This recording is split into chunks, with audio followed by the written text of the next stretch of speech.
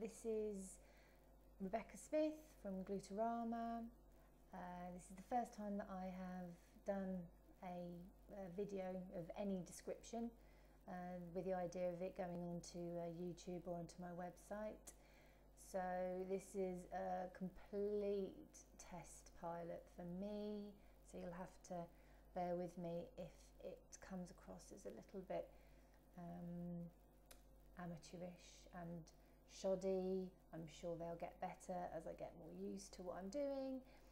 I just thought that this would be a really good opportunity for me to introduce myself, give you a little bit of background as to why Glutarama came around in the first place, what made me think about starting my own blog and my website, and the ideas being that I will eventually, hopefully, if I pull my finger out, write a few ebooks as well. That would be nice. I mean, basically, without boring you to tears for hours and hours on end, this time last year had a job. I'd been in a job for 15 years, working in careers, and ironically, and due to circumstances, my daughter, who was diagnosed with diabetes at 3.5 years, and then type 1 diabetes, and then at 5.5 years she was diagnosed with celiac disease. Bethany's going to be 11 in the next few weeks, and then you have my son Lewis, who has been diagnosed with severe anxiety. So we've got a lot on our plates, and we decided that my husband and I, it was a joint decision, decided that work and being a parent just was something that I couldn't do anymore. I was having to take oodles of time out of work. I was having to drop everything and go and pick my son up or go and support my daughter, and it just got to the point where it wasn't fair on work, it wasn't fair on me, and it wasn't fair on the family, more to the point.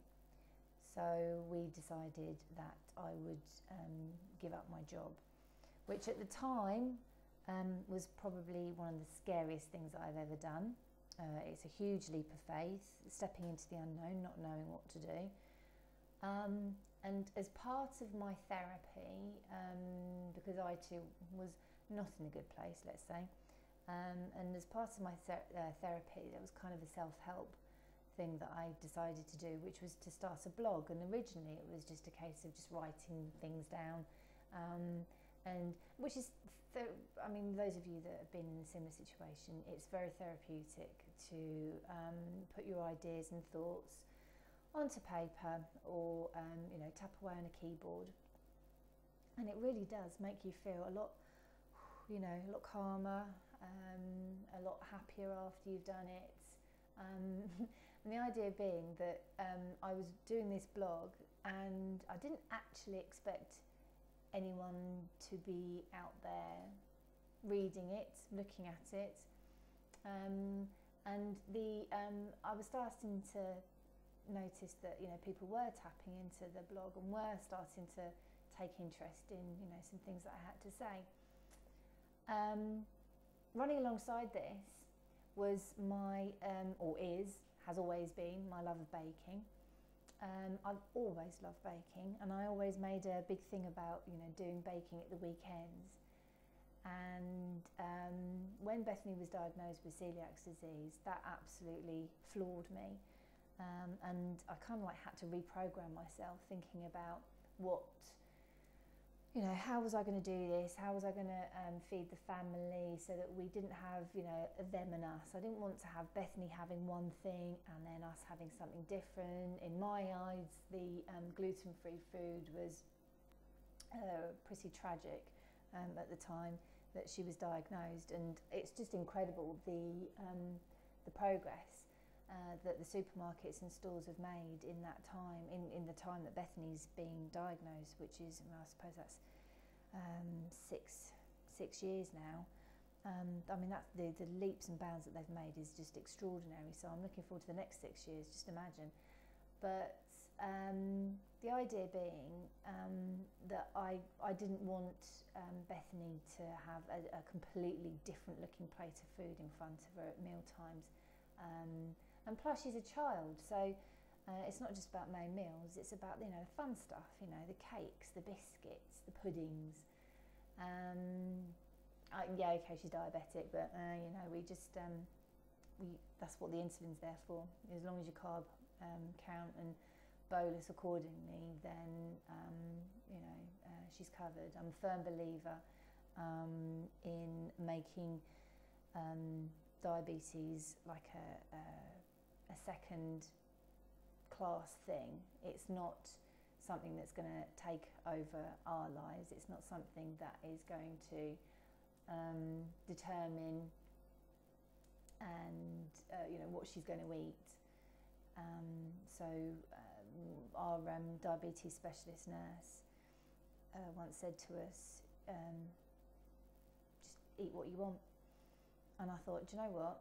Yes, we will.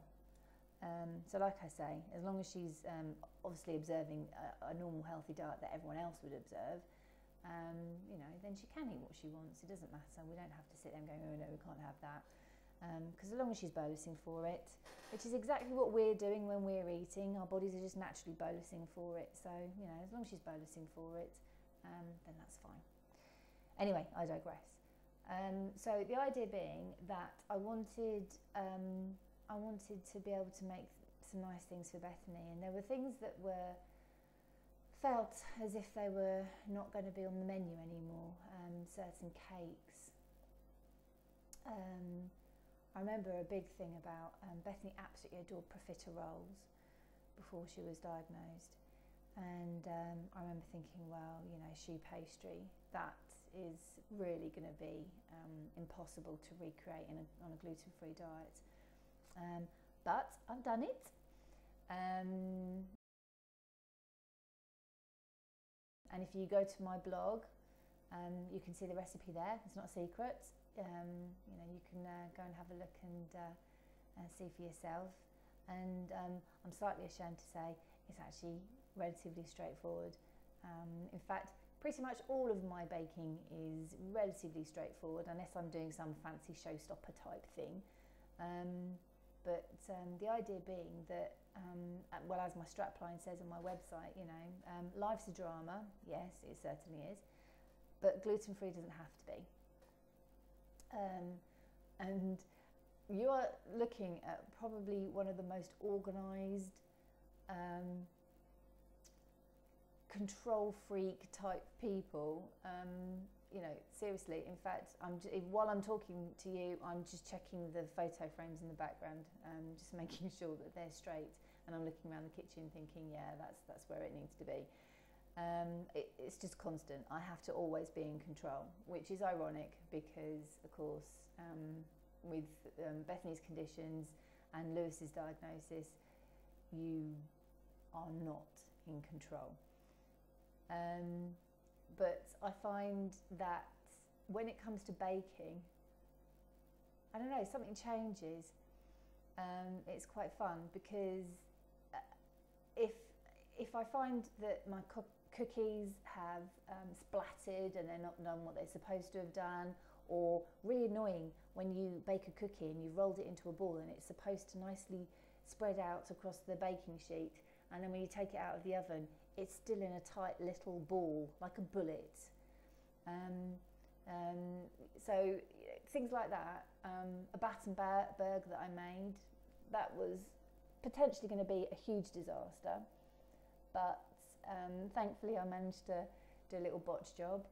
And again, as you can see from the recipe and the photographs that I've put on my blog, it looked all right. Any of the dodgy little pieces of cake that look more like a jigsaw puzzle, you just, like I say, you just give them to people that you know won't mind, or you hide them away and then you have them yourself later. So I think it's liberating. That's what it is. Being able to, you know, cook gluten-free. It's a huge sense of achievement when you've made something. And we've kind of got a joke in our family now that I have in the past tried to recreate some of my baking with normal flour, and I can't do it anymore. I don't know why. I think I've just adapted the way that I bake things in such a way. You get used to, you know, slightly tailoring the cooking times, adding a little bit more liquid, leaving the mixture to thicken. As you know, gluten-free flour will thicken a little bit, where especially with using rice flour, where the grains absorb some of the liquid and they plump up. So then you go back to it and add a little bit more liquid later. You know, little things like that you kind of like get used to. Yeah, when it comes to baking with, you know, your bog standard, normal, self-raising or plain flour, yeah, I can't do it anymore, which is good, I suppose. Well, I suppose Bethany will be moving out one day, and then I won't necessarily need to bake gluten-free anymore, but do you know what? I think I probably always will. Yeah, so I mean that's kind of how this all started out. I love taking photographs of the things that I've made. So when I started doing the blog and started doing the recipes, it was actually quite easy to find lots of photographs because I already had them on my phone. So I didn't have to go back and recreate the recipes again and you know, bake them again to get the snapshots because I already had them. So it just seemed to make sense, and I suppose I started this around March, April time. What we now? It's September now, and I'm really, really enjoying it. And it's making me happy. It's making the kids happy because I'm happy. It's making my husband happy because he likes my baking, and it's making a lot of his colleagues happy because he takes my baking into them, especially if I have a weekend like I had this weekend. This weekend I made rhubarb crumble, chewy chocolate biscuits, sticky toffee muffins, and chocolate brownies. So I had some beetroot that I wanted to use up, so I did like beetroot 3 ways, obviously not in the rhubarb crumble. And yeah, we had a huge amount of baking left over, so that's all gone into work with him today. So they'll be thanking me at some point on Facebook, you know. So and it's lovely. It's lovely to hear the nice comments from people, and like I say, it's a huge sense of achievement. So, kind of the idea behind the Glutarama idea was so that I could share my experiences, any tips that I have. And also so that I could let other people know that if you too have children who have got you know, certain issues going on in their lives, it's okay. It doesn't matter. It doesn't matter, but it doesn't change things beyond all recognition. And in fact, sometimes it makes things clearer. You're more focused. Yeah, I think that's it. I think I'm more focused. I understand more than I ever thought I would about food and diet and what goes into your body and the effects that it has, and also the effect that it has on you mentally as well. So yeah, so kind of that's a little bit about me, why Glutarama came about, and yeah, so if you want to follow, you can follow me at Twitter, at Glutarama. You can follow me on Facebook /Glutarama. I'm also on Pinterest, I'm on Instagram, and then obviously you've got my blog, which is glutarama.com.